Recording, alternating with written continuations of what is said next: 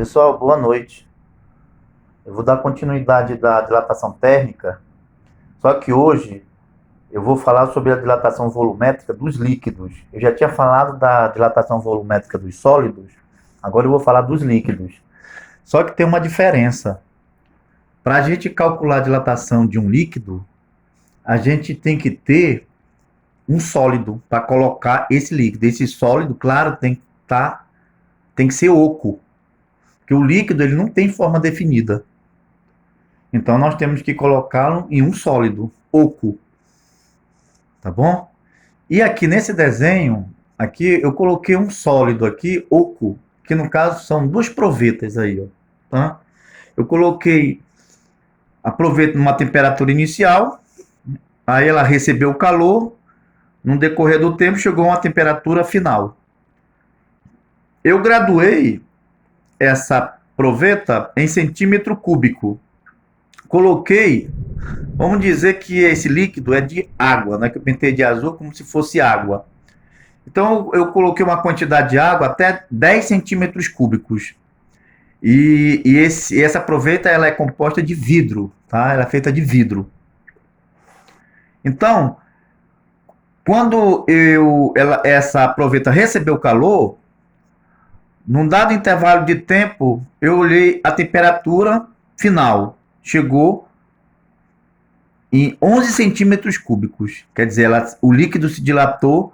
Aqui o volume inicial era de 10 e o volume final aqui foi de 11 centímetros cúbicos.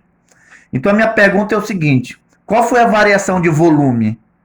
Então a variação de volume é volume final menos volume inicial. Quer dizer, quem é o volume final? 11 centímetros cúbicos. Quem é o volume inicial? 10 centímetros cúbicos. Então, a variação volumétrica desse líquido, que no caso é a água, foi de 1 centímetro cúbico. Certo, gente? Será que está correto isso? Não. Isso não está correto, gente. Eu fiz isso como se o vidro, que no caso é a proveta, ele não se dilatasse.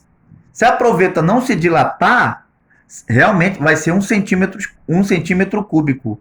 Mas no caso, como a proveta recebeu calor e essa proveta ela é feita de vidro, então o vidro também se dilata. Porque a gente sabe que os sólidos, quando recebem calor, eles se dilatam. E o vidro não é diferente.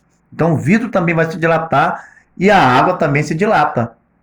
Então dilata o vidro e dilata a água. Então, para eu calcular a dilatação real do líquido, que no caso aí que a gente está trabalhando é a água, o que eu tenho que fazer? Eu tenho que ver de quanto aumentou a dilatação do recipiente, né, que no caso é a proveta, e de quanto aumentou a dilatação da água. Então, como é que a gente vai fazer isso? Bem, a gente já viu que a gente vai ter que somar alguma coisa aí, né? Então, vamos lá. Bem, aqui, gente, olha só. Sim, antes de falar alguma coisa, rapidinho, que eu esqueci de falar esse detalhe. Olha só. Aqui deu 1 centímetro, né? 1 centímetro. Na verdade, a dilatação real desse líquido, dessa água, é 1 centímetro mais alguma coisa. É 1, alguma coisa. Essa alguma coisa inclui a soma da dilatação do vidro mais a dilatação da água. Tá ok, gente? Tem que somar os dois. Como é que a gente vai fazer isso? Bem, então aqui eu coloquei um exemplo da proveta, só que aqui eu coloquei o seguinte: a proveta, eu enchi até a boca da proveta, eu enchi de água. Tá? Então, a capacidade inicial da proveta tem o mesmo valor do volume inicial da água. Então, o volume inicial, eu coloquei aqui.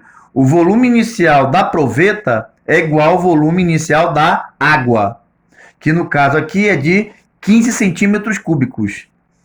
Só que aqui, gente, eu vou mudar aqui esse volume inicial da proveta e vou chamar de recipiente para generalizar, tá? Porque nem sempre a gente vai trabalhar com proveta, pode ser outro recipiente. Então, eu coloquei aqui o volume inicial da proveta é o volume inicial do recipiente. Vou chamar esse recipiente de REC. Então, o volume inicial do recipiente é igual ao volume inicial da água, que é de quanto? 15 centímetros cúbicos, tá bom? Então, como é que a gente vai calcular a dilatação real do líquido? Então, a dilatação real do líquido, eu coloquei aqui na temperatura final. Qual, então, a dilatação real do líquido? Aqui na temperatura final, a dilatação do líquido vai ser quem? Vocês sabem que se a gente colocar um líquido no tampo de um recipiente, quando aquecer, quando esse líquido receber calor, o que vai acontecer? Vai transbordar essa fronteira aqui do recipiente. Quer dizer, essa parte que transbordou, a gente vai chamar de dilatação aparente. Quer dizer, é a dilatação que a gente está vendo. Porque lá naquele primeiro exemplo, eu mostrei para vocês, não dá para ver. Não dá para ver, porque deu 1 centímetro cúbico. Mas a gente sabe que 1 centímetro cúbico foi só ali, se eu não dilatasse o vidro. Mas dilata o vidro e dilata a água. Então, nesse caso aqui, a dilatação aparente foi a parte que transbordou. Então, na verdade, qual vai ser a dilatação real desse líquido? Vai ser a dilatação do recipiente mais a dilatação que transbordou, que é a dilatação aparente. É a soma dos dois. Tá bom, gente? É assim que a gente vai calcular a dilatação real de um líquido.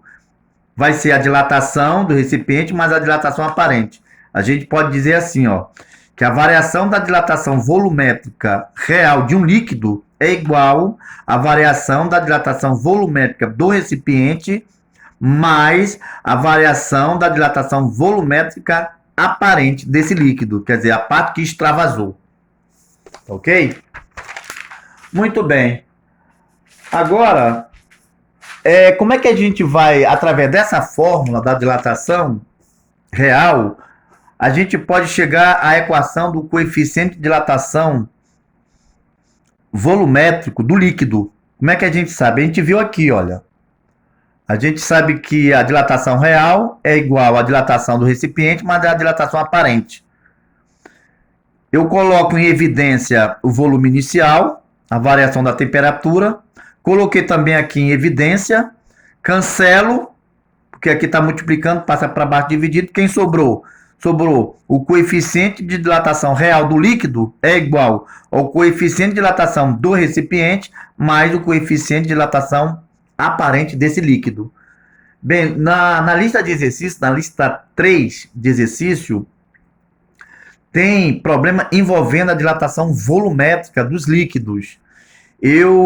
Amanhã eu vou passar uma videoaula para vocês mostrando o caminho das pedras, como se resolve aqueles problemas, tá? Mas eu ainda vou dar continuidade também no nosso assunto, que depois, esse assunto aqui terminamos de dilatação térmica. A gente vai falar agora sobre calorimetria, tá bom, gente? Até amanhã, uma boa noite e um abraço. E não esqueçam de apertar o sininho aí no meu canal para vocês serem notificados, tá? Que o vídeo vai estar dispostos ou disponibilizado para vocês assistirem, tá ok? Um abraço e até lá.